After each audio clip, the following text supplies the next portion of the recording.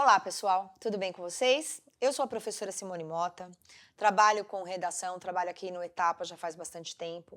E eu quero apresentar para vocês também o professor Luiz, que é meu parceiro nesse dia a dia, nessa jornada aqui, de dia a dia de sala de aula, de colégio, de aluno e principalmente de redação. Porque redação é assim, né? A gente sabe, né, Luiz? Redação é o monstro que mora no armário, não adianta. Ou debaixo da sua cama, como você preferir. Ele vai sair num dado momento, quando você tiver que fazer um vestibular, quando você se deparar com aquela folha em branco, tudo pode acontecer. Você pode tanto ter um surto e resolver que naquele momento você vai conseguir fazer o texto da sua vida, o que é péssimo. A gente vai conversar já já sobre essa questão de inspiração, né? Sim. Que acaba dificultando muito o nosso trabalho. E você pode ter um bloqueio completo também.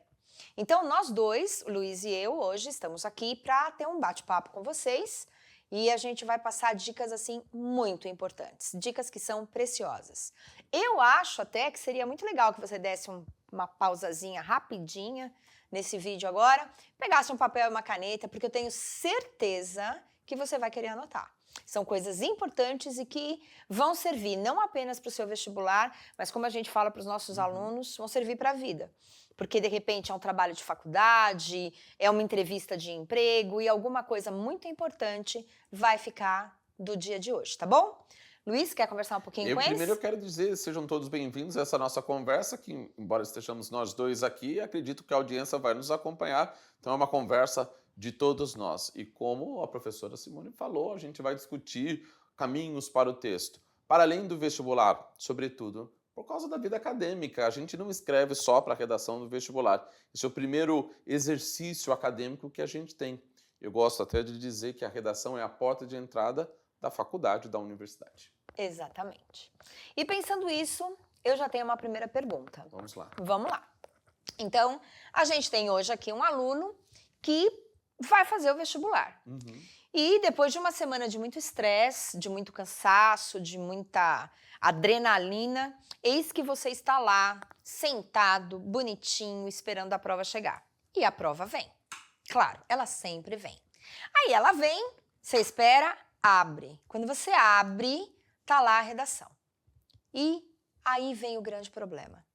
A gente sabe, né, Luiz, que nesse momento a gente não está atrás de um Fernando Pessoa. O seu estresse do dia, a forma como você está naquele momento, o cansaço daquela semana, tudo isso vai te deixar um pouquinho ansioso, talvez até mais do que um pouquinho, para fazer a redação. Então, naquele momento, você não vai conseguir, talvez, render tudo que você renderia nos primeiros minutos. Então, a minha pergunta para o Luiz agora é essa. Nessa situação em que o nosso aluno chegou ali, e ele tem que fazer a redação. Ele está cansado, ele está estressado, ele bate o olho no tema. A gente sabe, né? Que naqueles 5 primeiros minutos não vem nada. Qual você acha a melhor dica que pode ser dada para esse aluno no quesito dificuldade de fazer a redação? Ele abriu a prova, leu o tema, como que ele procede? O que ele pensa? Bom, a primeira coisa, o que ele vai pensar, ele ficar desesperado e vai pensar o que eu estou fazendo aqui. O que a gente tem de fazer é evitar que você não consiga terminar a prova e fazer a redação. Então, o primeiro movimento, creio que que seja ler. Ler a prova. Mas não ler como a gente imagina que é decodificar. Ler e traduzindo letras, som. Não, não é isso. É fazer uma leitura que aponte ideias centrais.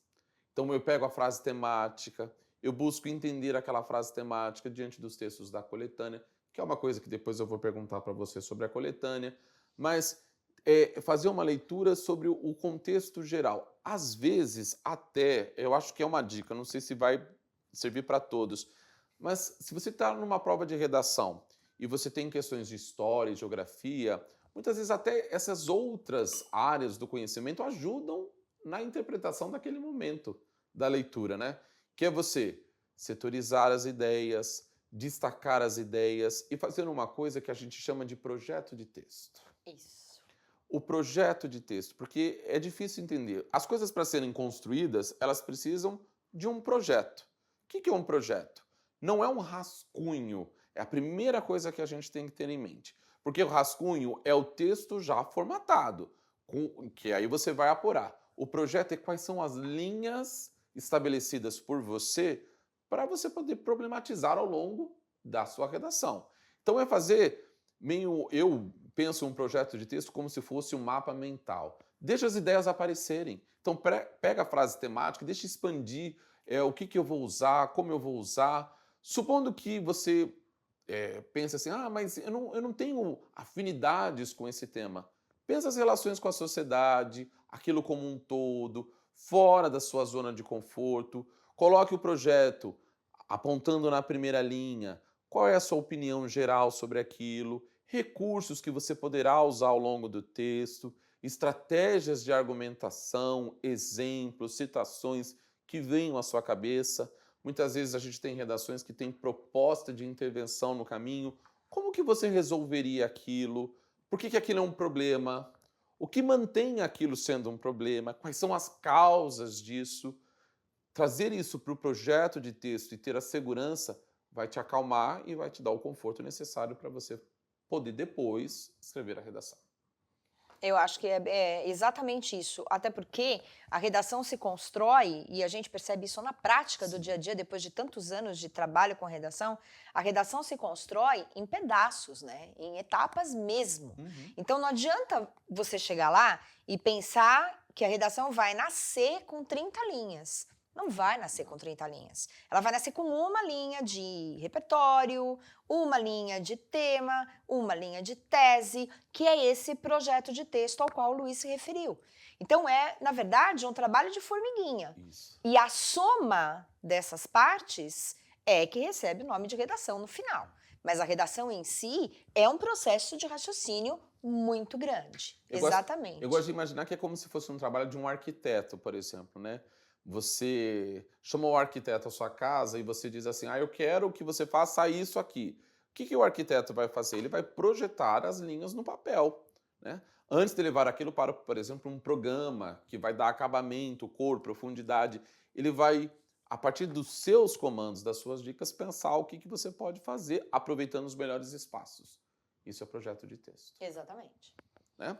E aí, se a gente pensar na redação, a gente até adiantou, eu comentei a palavra coletânea, o projeto de texto passa pela leitura da coletânea. Sim, importantíssimo. Né? Não tem como fazer a redação sem a coletânea. Né? A coletânea, bom, até tem, porque a gente sabe que alguns vestibulares antigos não tinham coletânea, era só a frase temática. Hoje ainda, né? E você é a coletânea, né? Então, mas eu queria saber de você qual a importância da coletânea e como lidar com a coletânea na hora da gente pensar coletânea / repertório na produção da redação. Essa ideia esse assunto é bem delicado de verdade, porque quando a gente pensa em coletânea, nós estamos pensando gramaticalmente falando, num substantivo coletivo, né? Coletânea é um conjunto de textos. E nesse caso, a gente diz que o texto é um texto base. Por que ele é um texto base? Porque ele é o texto sobre o qual o seu raciocínio vai se basear. Então, eu preciso usar a coletânea? Sim, você precisa. Agora, a forma como você usa é que pode dar problema. Então, já vou dar de saída uma dica sensacional. Não se copia a coletânea, tá? Tipo, professora, você deve estar pensando assim, mas tem uma frase, nossa, linda na coletânea. E eles deram o nome do autor, sei lá, do Fernando Pessoa, por exemplo. Eu posso pôr essa frase entre aspas? Posso dizer que é da coletânea? Não, não pode. Porque a cópia da coletânea implica a ausência do seu raciocínio. E a sua redação, que é uma coisa que a gente vai falar mais pra frente um pouquinho, tem que carregar o seu DNA. Então, se você trouxer somente a coletânea, isso pode e vai dar problema para você. Então, para que serve a coletânea? Ela tem 2 papéis importantíssimos. O primeiro é você perceber que o seu texto vai ter um certo grau de enviesamento. Como que isso vai acontecer? A coletânea dá dicas. Então, por exemplo, a frase temática é aberta. A gente fala em problemas ambientais, por exemplo, tá bom? Aí a coletânea vem e fala do efeito estufa, fala sobre os furacões, fala sobre maremotos, fala sobre o aumento do buraco na camada de ozônio e o aumento da temperatura terrestre com o consequente degelo acentuado das calotas polares. Você percebeu que não é mais só agressão ao meio ambiente? Já mudou. É agressão ao meio ambiente com foco no efeito estufa, com foco no aquecimento da Terra, que tem promovido esses problemas climáticos aos quais eu acabei de me referir. Então esse é o grande e primeiro grande papel da coletânea. É mostrar para você, como eu disse, um enviesamento ou, caso você prefira, um afunilamento do assunto sobre o qual você vai discorrer naquele momento, que é a sua redação. O outro uso da coletânea diz respeito àquela situação que a gente contemplou rapidamente agora na nossa primeira pergunta, que é, eventualmente, você não tem um caminho. Você olha o tema e você fala, meu Deus, né? Por que eu estou sendo punido? Que mal que eu fiz para Deus? Porque eu me preparei tanto e esse tema agora, o que eu faço? A coletânea serve para, tipo, para, abana, respira, vai dar certo. Vamos ler a coletânea. E aí é o que o professor Luiz falou. Vamos ler com muito cuidado, com muita atenção, porque ela traz dicas preciosas. Até porque a gente sabe muito bem que os eixos temáticos acabam não sendo novidade para a gente, né? Não tem assunto não conversado no planeta Terra. Então, a gente tem eixos temáticos muito específicos. Nós vamos falar sobre meio ambiente, foi o eixo temático que eu acabei de colocar. A gente vai falar sobre mobilidade urbana, é outro eixo temático. A gente vai falar sobre violência, é outro eixo temático. E tantos outros, né, Luiz, que a gente conversa diariamente. Então, dentro destes eixos temáticos, o que muda mesmo é a coletânea. Por isso que é importante fazer uma leitura cuidadosa, porque você vai perceber exatamente o que ela pede para você fazer. Tem muita gente que fica com preguiça de ler a coletânea. Lê o tema e vai direto para a redação. Despreza o projeto de texto do qual o Luiz falou, despreza a leitura da coletânea que eu acabei de citar, porque acha que com isso vai ganhar tempo. É o contrário. Vai perder tempo. E se não tomar cuidado, vai perder a redação também. Porque ela pode ficar fora daquilo que a coletânea recortou. Então, a coletânea serve muitas vezes para dar para a gente esse recorte temático e para ajudar a gente com ideias. Agora, é claro, eu falei agora há pouco, a gente não pode copiar. Então, tá, como é que eu faço? Né? Se eu não tenho muito conteúdo, como o Luiz colocou, o que é o uso de coletânea e o que é repertório? O uso da coletânea é comum a todos os alunos que estiverem naquele momento fazendo aquela redação. O repertório é meu, não é seu, não é de mais ninguém. Eu tenho o meu, você tem o seu, o do seu colega é o do seu colega, o do professor Luiz é o do professor Luiz, e assim sucessivamente. Então, a coletânea muitas vezes serve como um gatilho. Você lê a coletânea e a partir daquilo que você lê, você se lembra de alguma coisa que faz parte do seu repertório. Então, a coletânea serviu para uma terceira finalidade agora. Ela serve como um gatilho. E é isso que torna a sua redação diferente da minha, da redação do Luiz e assim por diante. Então, desprezar a coletânea é uma temeridade. Você não pode desprezá-la. Assim como você não pode copiá-la. Então, é um meio termo aí. E lembrando do que eu falei, né? A coletânea vai sempre dar para você um norte. Então, ela também é feita no formato do começo, meio e fim, assim como a sua redação é feita. Então, pode perceber, o primeiro fragmento da coletânea é, por exemplo, uma definição, é, por exemplo, uma abordagem geral. Os fragmentos que estão entre o primeiro e o último são fragmentos que provavelmente tragam dados numéricos, tragam estatísticas por meio de infográfico. Tem muita coletânea que traz infográfico, muito vestibular que gosta disso. Vão trazer citações, vão trazer notícias, argumentos retirados de jornal, de livros, de jornais famosos, livros famosos, autores consagrados. E o último fragmento sempre tem um tom de vamos amarrar essas ideias, né? Meio que fechá-las, vamos pensar em uma conclusão.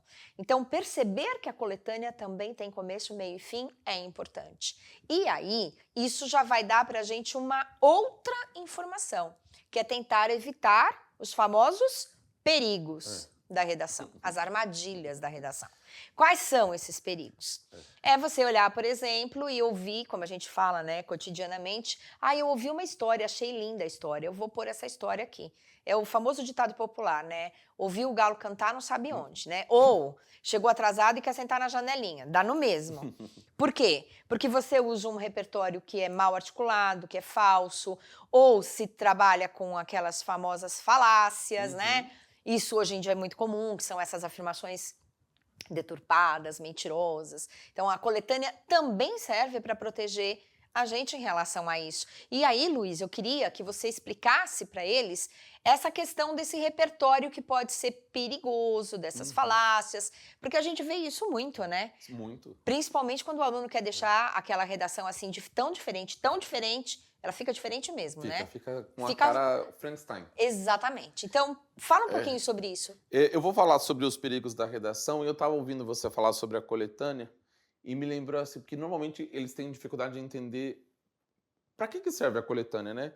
Aí um aluno meu uma vez fez essa pergunta, o que é problematizar a coletânea? Eu falei assim, imagina que você é médico e eu chego ao seu consultório com uma série de sintomas, você vai pedir que eu faça um exame de sangue. Quando esse exame de sangue chegar à sua mão, você vai analisar os dados. E esse exame de sangue é a coletânea, são dados que foram retirados a partir da minha condição. Quem vai interpretar? Você. E você pode interpretar de um modo o dado que o outro médico talvez interprete com a outra ótica. É assim que se faz a coletânea. A leitura, né? A gente destaca a microtese, porque se falou sobre o projeto de texto, aí das ideias principais. E aí quando você vai construir o seu texto, e aí você vai trazer, por exemplo, o seu repertório, e muitas vezes a gente gosta do caminho mais fácil. E o caminho mais fácil não necessariamente é o melhor caminho. O que seria o caminho mais fácil? Eu vi um vídeo na internet de um autor X, que eu nunca li na minha vida, mas disseram para mim que ele é excelente para começar a redação. Então eu vou lá, ouço aquela parte, copio e colo na minha redação. Ela não é minha, não é própria, não vai ter a marca autoral. Porque eu estou repetindo alguma coisa que é do outro e que pode, talvez, e muitas vezes nem ser Compatível. daquela pessoa. Ou usar, por exemplo, generalizações indevidas, achar que o que se aplica a A se aplica a todo o alfabeto, né? Então tem que ter muito cuidado para que a gente, na hora do que é o repertório é a sua experiência de vida, é a sua experiência cultural, é tudo aquilo que te forma desde que você nasce. As relações com as pessoas, a relação com a escola, a relação com o conhecimento. Você não precisa, não há uma aula única chamada aula de repertório, porque o repertório se constrói na relação com o mundo. O grande problema por trás disso é você sentir a coragem de apostar nas suas ideias, de sair de cima do muro e de entender que talvez a música que você escute, o livro que você lê, o filme a que você assiste, são coisas importantes e usar da melhor forma possível. Eu gosto muito mais, eu particularmente, de quando o aluno ele usa um mangá, uma animação dele que ele viu e destacou alguma coisa que é pertinente, a ele pegar, por exemplo, uma frase feita de Simone de Beauvoir que ele nunca leu no mundo. Se você tiver lido Simone de Beauvoir e o mangá, trazer as duas coisas para a sua redação é maravilhoso. Mas e se você não tiver? Você sabe assim, que a grande preocupação da maior parte dos alunos, eles falam que eu não tenho repertório. E eu discordo, porque não tem como não ter repertório sendo um ser humano com 17, 18, 20, 10, porque você é um ser que está na relação com o outro. Todos nós temos repertório. Mas o meu repertório não é qualificado, ele não é pertinente. Aí a gente tem que expandir, ler as leituras, etc., se desafiar. E cuidado com, como se falou, as generalizações indevidas, sabe, o desrespeito dentro da redação. Entender que às vezes a redação tem um problema que não te toca individualmente, mas toca a sociedade. Se nós pensarmos em temas como, por exemplo, racismo, eu vou fazer um tema como racismo que talvez a mim, Luiz, não me toque, mas vai tocar o meu vizinho, vai tocar o meu amigo. Então eu tenho que exercer a empatia crítica, que é, ainda que eu não tenha vivido isso na minha vida, outras pessoas vivem. e que isso faz de mim um ser pensante, né? Na relação com os outros. Por isso que essa parte do repertório, se a gente repetir coisas, frases prontas, o corretor vai pegar. O corretor, ele é muito... às vezes as pessoas perguntam assim para mim, o corretor sabe tudo? Eu diria, talvez ele não saiba tudo, mas ele, pela função dele, ele sabe muita coisa. Então ele vai pegar a sua redação, ele vai conseguir avaliar se aquilo é seu, de verdade, ou se aquilo é copiar e colar, né? De um outro universo, de uma outra redação que tenha tido sucesso. Eu posso até me basear em redações que foram bem-sucedidas, no esquema, no projeto de texto, nos caminhos, mas copiar as ideias é plágio. Se a gente pensar no mundo acadêmico, na universidade, na faculdade, copiar as ideias sem citação, sem fundamentação e discriminação metodológica, isso é errado. Então, como eu disse no começo da minha fala, a dissertação do vestibular, ela é o primeiro texto acadêmico. Se eu estou acostumado a usar um repertório ou fazer afirmações falsas, talvez eu leve isso para o meu mestrado, para o meu doutorado, para a minha especialização, para o meu TCC. Então, eu preciso ter uma condução acadêmica desde esse momento. Aprender a usar o melhor com o que eu tenho. E a pesquisa vai ser útil nesse sentido, né? E aí eu queria jogar a bola para você, falando sobre um pouco, que você tocou na sua fala, sobre DNA da redação. Se você poderia explicar o que é esse DNA da redação para a gente poder discutir. Eu vou partir muito do que você falou agora, né? Do que o Luiz disse agora. O que é esse DNA da redação? É essa soma entre a informação que eu passei antes da leitura da coletânea, sobre a qual falei com vocês, e o que o Luiz acabou de dizer, que é impossível não haver repertório num aluno hoje em dia. E eu completo a sua frase. É impossível não haver repertório num aluno hoje em dia, porque os alunos estão com acesso a telefone celular, internet, redes sociais, sala de aula, lousa, caderno, apostila. Eu acho que a grande questão aí não é ter acesso ao repertório, mas é ter acesso ao repertório que seja racional, que seja verdadeiro, que era aquilo que a gente está falando. Qualificado, escapar dessas afirmações que são falsas, né? Você tem que saber o que de fato procede para poder usar. E esse é o resultado daquilo que a gente chama de o DNA da redação. Qual é o seu DNA?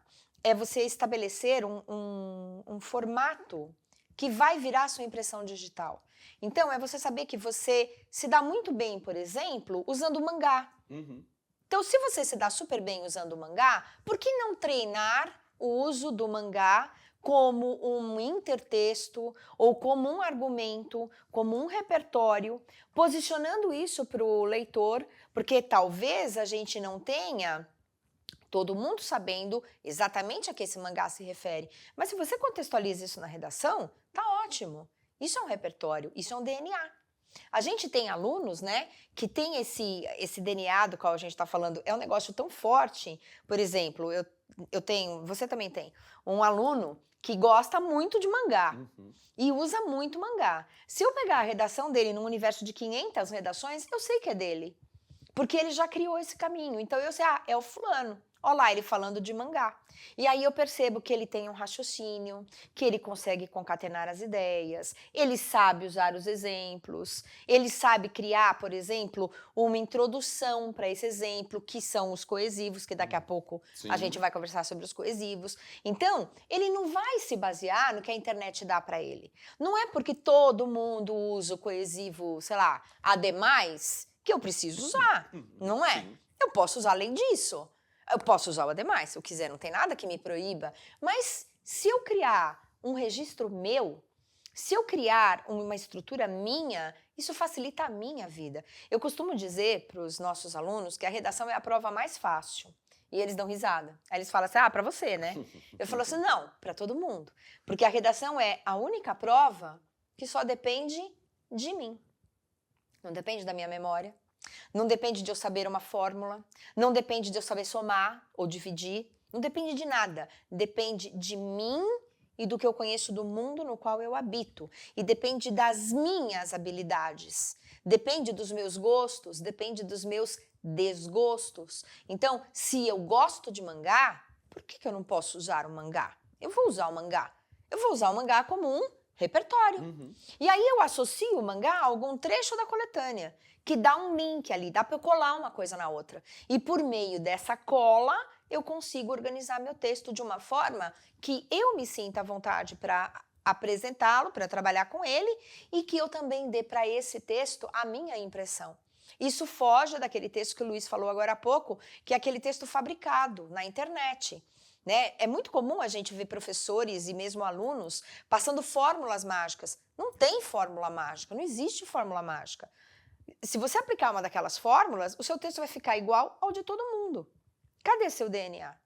Quando a gente corrige uma redação, se você corrige uma redação isolada de todas as demais, ela é uma redação isolada das demais.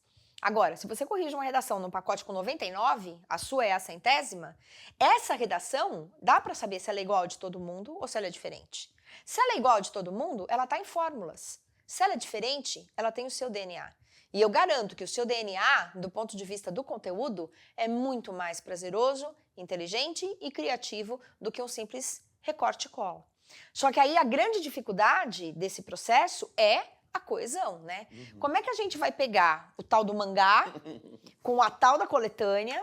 Não posso copiar a coletânea, tenho que situar o meu leitor em relação ao mangá e à coletânea e juntar tudo isso numa dissertação argumentativa. Aí vem a palavrinha chave, que é coesão. E aí, Lu, como é que a gente faz? Você estava falando sobre o DNA, e aí no começo da sua fala você falou do Machado de Assis, né? Se a gente fala qual é o DNA do Machado de Assis? É irônico. Então você não tem como não pensar Machado de Assis e não associar a palavra ironia. Esse é o DNA. É isso. É isso. Você sabe que vai encontrar ironia no Machado de Assis. E essa ideia de como ligar, né? Eu tô aqui com uma coisa na minha cabeça, talvez seja muito bizarra. Eu tenho um filho pequenininho, tem 1 ano e 7 meses, né? E ele gosta muito de ouvir uma música que é cabeça, ombro, joelho e pé. Né? E ele fica cantando o tempo todo para ensinar. É uma música que ensina que as coisas devem estar na sequência: cabeça, ombro, joelho e pé, boca, ouvido, olhos, nariz. Já não é, a minha passou dessa fase. E aí vai montando o que é o ser humano. E para montar um ser humano, você passa pela articulação. E o que é a sua articulação? É o seu joelho, é o seu cotovelo, é aquilo que dá a malemolência aos seus ossos. Como a gente olha isso para o texto? Com a coesão, com os conectivos, eles não são aleatórios. Eu preciso entender que a minha redação tem minimamente 4 blocos e que cada bloco desempenha um papel. A introdução e a conclusão têm funções diferentes e os desenvolvimentos apoiam o que você colocou na introdução e o seu resultado. E para ligar tudo isso, você precisa de conectivos dentro do parágrafo, obedecendo ao raciocínio lógico e entre os parágrafos. Então vamos observar, você tem 2 desenvolvimentos. Se nós pensarmos que o desenvolvimento, que cada parágrafo de desenvolvimento é um pequeno texto, quais são as camadas que devem ter lá? Eu preciso ter uma afirmação geral, começando o meu parágrafo, associar essa afirmação a uma fundamentação, promover uma análise e uma conclusão. E existem palavras que vinculam a isso. Só que a coesão, ela se dá também no nível semântico. O que é isso? No significado. Então, vou voltar à ideia que se falou sobre o repertório. Se eu tenho, por exemplo, uma redação que fala sobre o processo de medicalização da sociedade mundial, o excesso de medicamento e o quanto isso faz com que as pessoas se tornem dependentes e abram mão delas mesmas. Abri a redação e aí me vem à cabeça aquela animação, o Luca, da Pixar, que é um monstro marinho, que para ele ser aceito pelos seres humanos, ele precisa ser humano e não ser quem é ele. Quantas vezes a gente não tem alguém que faz uso de medicamentos porque ele precisa se adaptar às condições sociais dos seres humanos como um todo? A escolha do meu repertório se conectou ao tema, à coletânea. Isso foi feito porque eu gosto muito de animação. Então seria muito estranho se eu não gostasse de animação e fizesse isso. Ou se eu visse uma aula sobre o filme Luca, como vocês estão vendo, e usasse isso como se fosse meu. Então, a coesão, ela se dá no nível da palavra. Então, quando você usa um além disso, quando você usa um contudo, quando você usa um nesse sentido, nessa perspectiva, porque isso vai dando o quê? Vai dando volume ao seu texto, vai dando passagem. Mas, ao mesmo tempo, todas as informações que estão lá, palavras, estão vinculadas à sua experiência de mundo e à coletânea, que é o que a gente chama de coesão semântica. Quando você pega aquelas redações que as palavras estão ali sempre no mesmo eixo temático, a pessoa brincando, trazendo ironia. Né? O que é estranho é você pegar um parágrafo, um texto que não passe por essas palavras. Então, se eu perguntasse agora para vocês que estão aí nos vendo, me dá uma palavra que tem que começar o parágrafo de conclusão. Vocês vão falar, portanto, porque eu tenho que encerrar a minha ideia. Se eu estou num segundo desenvolvimento, talvez vocês falem assim para mim, precisa de um além disso, porque existem 2 pontos de vista. A escolha dessas palavras é marcada pelo coesivo. Pronome, por exemplo. Advérbio. Advérbio, sabe? Marcadores situacionais, neste momento histórico, nesta sociedade, nesse contexto. Eu me lembro que eu li uma redação de um aluno, nosso aluno, que ele não colocou lá no mundo contemporâneo ou na sociedade atual. Ele usou a palavra antropoceno para dizer a era do antropoceno, que é a era que, segundo alguns geólogos dizem, é marcada pelas as ações humanas interferem nas mudanças climáticas, para pegar o eixo que a Cê falou lá atrás e manter a coesão da nossa conversa. E aí ele usou essa expressão no lugar de um conectivo que é muito comum no mundo contemporâneo, na sociedade atual. Essa sagacidade, essa esperteza de também variar os coesivos dentro do texto tornam a sua leitura mais agradável. E como alcançar esse repertório coesivo? Tendo uma leitura de bons textos, olhando, aí sim, para o Machado de Assis e aprendendo com ele como ele usou os conectivos. Não querendo ser Machado de Assis, mas aprendendo o sabor dos conectivos na língua portuguesa. E nessa linha de pensamento, não tem como não falarmos, se a gente vai citar em coesivos, na importância da gramática. Porque muitos alunos fogem da gramática. Eu mesmo, antes de querer ser professor, odiava gramática, aprendi a gostar de gramática por causa do Etapa, sabe? Então, eu tenho uma razão, minha paixão profunda por gramática, e entender a validade disso.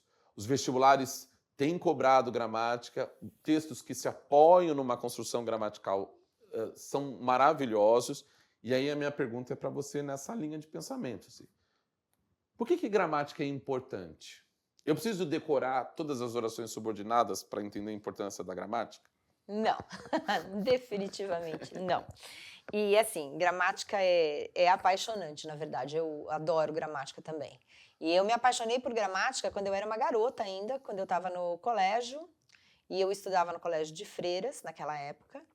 E a minha professora, que foi a grande responsável por eu seguir essa carreira, ela pediu para a gente comprar os Lusíadas.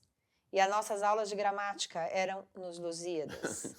Então, imagino que é estudar gramática, análise sintática nos Lusíadas. Naquela idade, naquela época, eu falava, meu Deus, mas depois virou um jogo. E é esse jogo de lógica, e aí eu respondo a pergunta que o Luiz me fez, eu tenho que decorar subordinadas? Não, pelo amor de Deus, não. A gramática é importante, ela é fundamental, e a melhor notícia, ela é lógica. Então, gramática, eu acho que é por causa disso que finaliza com ática, sabe? Tipo matemática. Existe uma lógica aí que não dá para escapar. É importante. E muita gente equivocadamente fala, sobretudo pra gente, né? Chega muito na sala de aula, naquela correria do dia a dia. Mas o vestibular não cobra mais gramática. Eu falo, não, pelo amor de Deus, não fala isso não. Pelo amor de Deus. Cobra muito.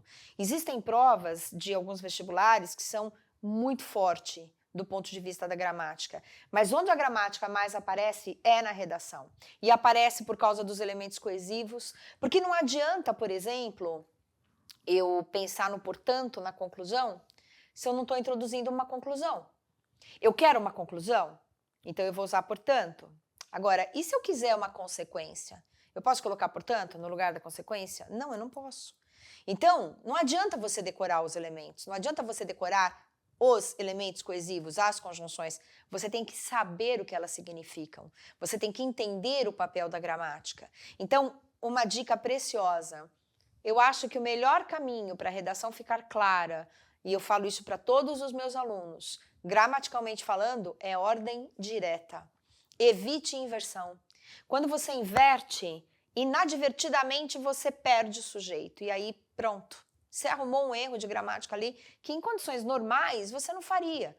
Então não inverta as frases. Vai na linha acadêmica. Primeiro é o sujeito, depois é o verbo, depois são os objetos. Entendeu?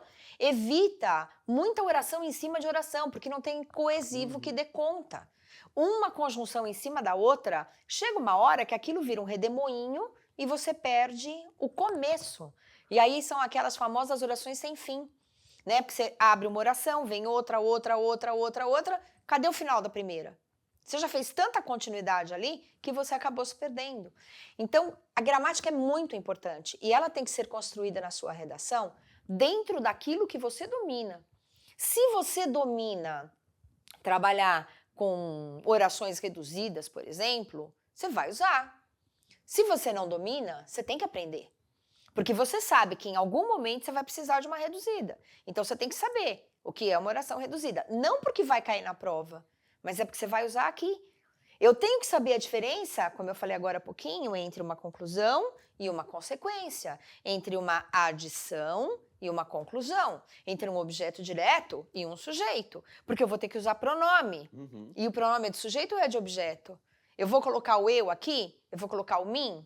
Eu vou colocar o lhe? Então, são coisinhas que, assim, muitas vezes o aluno acha que não é importante, né? Eu tenho coisas mais importantes. Só que a gramática interfere na grade de correção nela mesma, ela vai interferir no sentido do texto, porque se você trocar as palavras, se você trocar as conjunções, você vai dar uma ideia diferente da ideia que você desejava.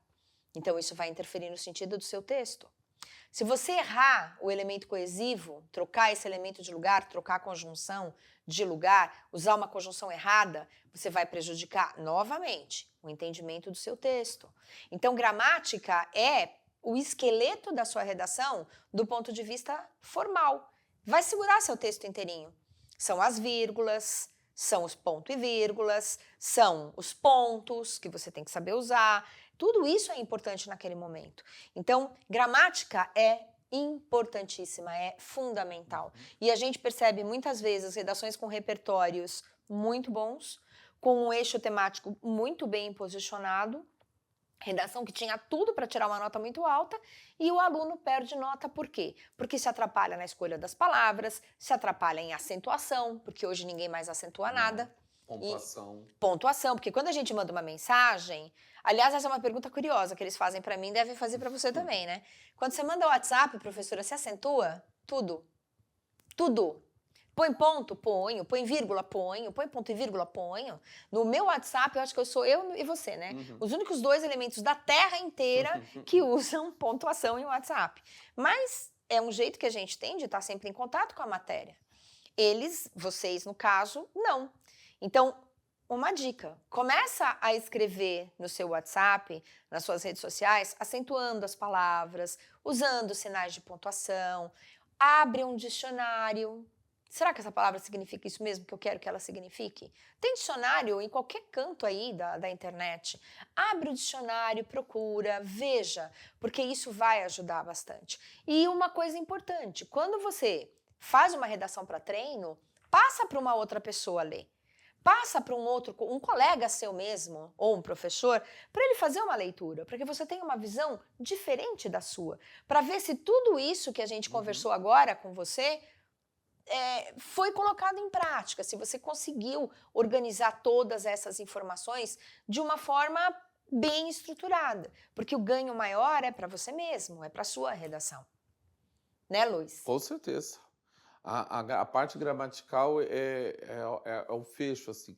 Não é nem ter um preciosismo, né? Porque às vezes a gente fala em gramática e pode soar assim, eu preciso ter uma linguagem que se sobreponha a outros. Não, eu acho que é usar o sistema lógico da língua portuguesa, a pontuação, a acentuação, um advérbio deslocado, um vocativo, um aposto, que são nomes da gramática, mas que dentro do texto ajudam muito, evitam, por exemplo, ambiguidades, que é algo que a gente não pode ter um texto dissertativo.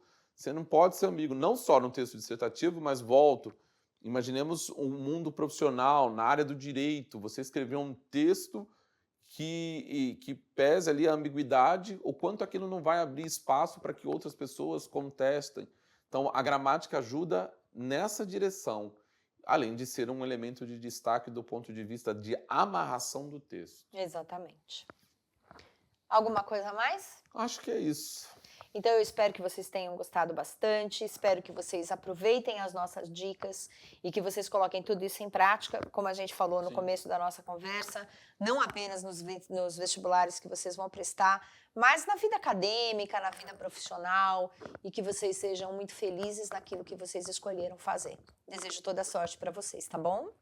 Agradeço a participação de todos nos ouvindo e estando aqui resolvendo um pouco dessa questão do texto. Muito obrigado a todos.